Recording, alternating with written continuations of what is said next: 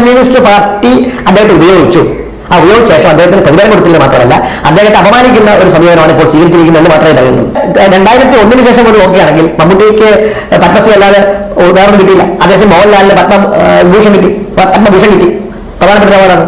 പിന്നെ ലഫ്റ്റനന്റ് കേണലായി വന്നു. അപ്പൊ ധാരാളം ദേശീയ അംഗീകാരങ്ങൾ മോഹൻലാലിന് കിട്ടിയപ്പോൾ മമ്മൂട്ടി കഴിഞ്ഞ ഒരു നാളുകളായിട്ട് കൈരളി ചാനലിൽ നിന്നും CPM അകലുകയാണ്. കമ്മ്യൂണിസ്റ്റ് മാർക്സിസ്റ്റ് പാർട്ടിയിൽ നിന്നും മമ്മൂട്ടി ഇതാ വിട്ടുപിരിയുന്നു, ഇനി ഒരിക്കലും അതിൽ പ്രവർത്തിക്കില്ല എന്ന് പറഞ്ഞൊരു പോസ്റ്റ് ഇട്ടിട്ടുണ്ടായിരുന്നു. ആ പോസ്റ്റ് നിങ്ങൾ സൈഡിൽ കാണുന്നുണ്ടോ?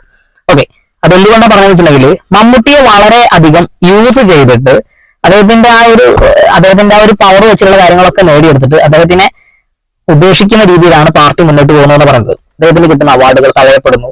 അതുകൂടാതെ തന്നെ അദ്ദേഹം ഒരു കമ്മ്യൂണിസ്റ്റ് മാർക്സിസ്റ്റിന്റെ ആളായതുകൊണ്ട് തന്നെ കേന്ദ്രത്തിൽ ഭരിക്കുന്ന BJP അദ്ദേഹത്തിന് ഒരു തരത്തിലുള്ള അവാർഡുകളും കൊടുക്കാതിരിക്കാൻ അല്ലെങ്കിൽ പരിഗണിക്കാതിരിക്കാനുള്ള ശ്രമങ്ങൾ നടത്തുന്നു എന്ന് പറഞ്ഞുകൊണ്ടാണ് അദ്ദേഹം ഇന്ന് തുടങ്ങുന്നത്.